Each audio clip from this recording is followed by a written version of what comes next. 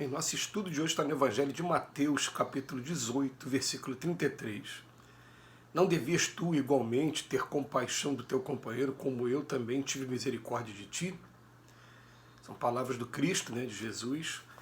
Emmanuel comenta na lição 20 do livro Caminho, Verdade e Vida, o companheiro. Em qualquer parte, não pode um homem agir isoladamente, em se tratando da obra de Deus que se aperfeiçoa em todos os lugares.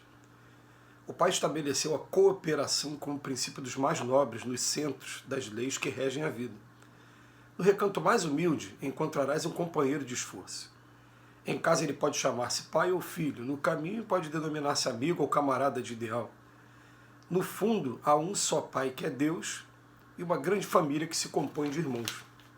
Se o Eterno encaminhou ao teu ambiente um companheiro menos desejável, tem compaixão e ensina sempre.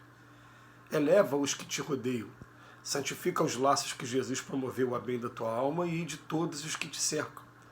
Se a tarefa apresenta obstáculos, lembra-te das inúmeras vezes em que o Cristo já aplicou misericórdia ao teu espírito.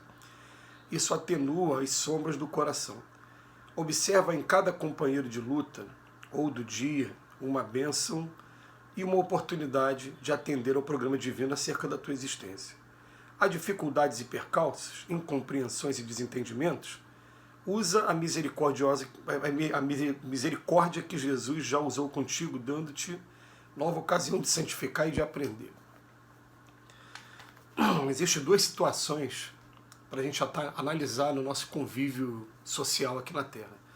A primeira é da gente fazer um esforço muito grande para aprender a respeitar a individualidade de cada um, como cada um pensa, e entender que a pessoa não deve pensar exatamente como eu penso. Você querer exigir que a pessoa pense igual a você é uma característica muito grande do egoísmo e do orgulho.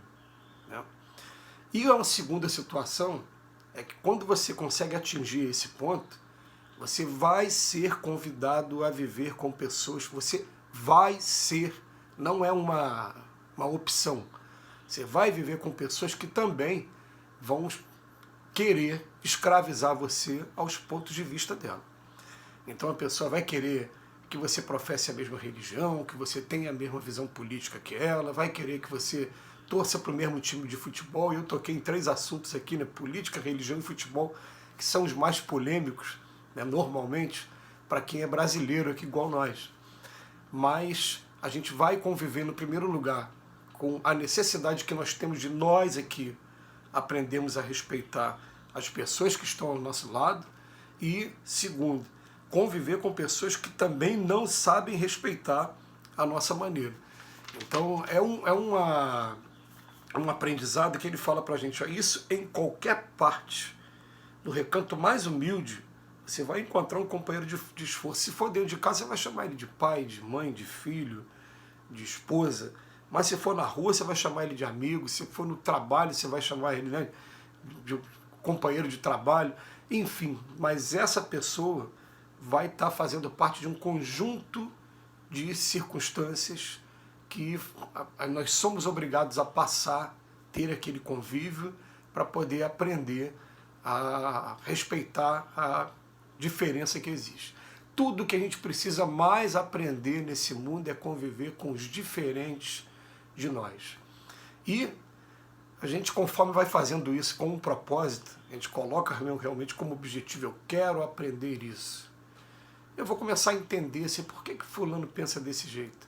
E vocês vão ver que normalmente fulano pensa daquele jeito, não é só por questões de convicção, não. Muitas das vezes porque o pai e a mãe passou daquele jeito para ele, vem o atavismo, vem as heranças, vamos dizer assim, as heranças psíquicas, as heranças que são transmitidas, e que a gente abraça porque a gente quer, porque a gente gosta. Então, eu já vi companheiros falar assim, eu fui criado dentro de uma determinada religião e tenho um afeto por essa religião porque foi meu pai e minha mãe que me levaram desde criança a essa religião. Como eu, por exemplo, tenho um afeto muito grande à Igreja Católica por ter sido a primeira vez que eu fui apresentado ao Evangelho de Jesus pela minha avó paterna, que desencarnou há muitos anos, quando eu tinha 15 anos de idade, mas na minha infância era ela que me levava para a igreja. A gente tem essa coisa, todo mundo tem essa coisa. né? E depois, os gostos, né? A gente vai percebendo o seguinte, uma das frases marcantes aqui em nossa vida foi uma frase de um cantor que realmente levou a vida numa metamorfose ambulante, que foi o Raul Seixas, e que até pagou o preço caro por isso, que ele desencarnou numa condição bastante complicada, né? Mas granjeando a simpatia de muita gente que foi dando o amparo a ele no plano espiritual. Então ele falava assim, eu prefiro ser uma metamorfose ambulante do que ter aquela velha opinião formada sobre tudo. E nós somos o tempo todo metamorfose ambulantes, vamos pensar assim, né? Uns de maneira mais lenta, outros de maneira mais rápida, mas a gente vai percebendo o seguinte, aquilo que precisa ser mudado, ele vai ser mudado naturalmente, a gente querendo ou não, vai ser mudado através da dor, através do amor. Então a gente vai ter essas duas opções.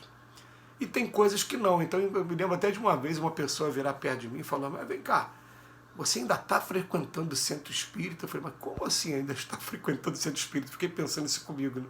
E na minha resposta simplesmente foi, me encontrei, né?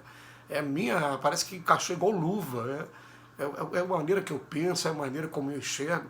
Mas é interessante a pergunta, que você ainda está, por quê? Porque ela, na verdade, está vivendo uma fase ainda de busca, ou até pode ter encontrado aquilo que tem mais afinidade e acreditar que aquilo que só porque faz bem a ela vai fazer bem a mais alguém e querer também, de certa maneira, exigir que você experimente a mesma coisa, a mesma sensação que ela está tendo, o mesmo prazer que ela está tendo. E a gente tem que começar a compreender isso, gente. Às vezes a pessoa, de certa maneira, violenta a nossa maneira de pensar, porque faz bem a ela quer que faça bem a você também. E a gente tem que ter um tato, um cuidado muito grande de mostrar para aquela pessoa, faz bem a você. A mim, nesse momento, não faz bem. Eu me lembro de uma vez, né, do meu pai, ele tem uma conversa comigo, e ele fala para mim, poxa, eu queria tanto um dia poder despachar com o meu filho juiz, e eu virar para ele e falar, pai, mas vou falar com o seguinte para o senhor, o que o senhor preferia ver, né? Um filho juiz cheio de processo na frente para decidir a vida dos outros e infeliz com aquilo que está fazendo, ou um filho feliz com o que está fazendo? E tive a conversa com ele, ele olhou para mim sinceramente e falei, não, eu quero que você seja feliz. E acho que a partir dali ele começou a respeitar mais, mas é um desejo dele, é a vontade de todo pai.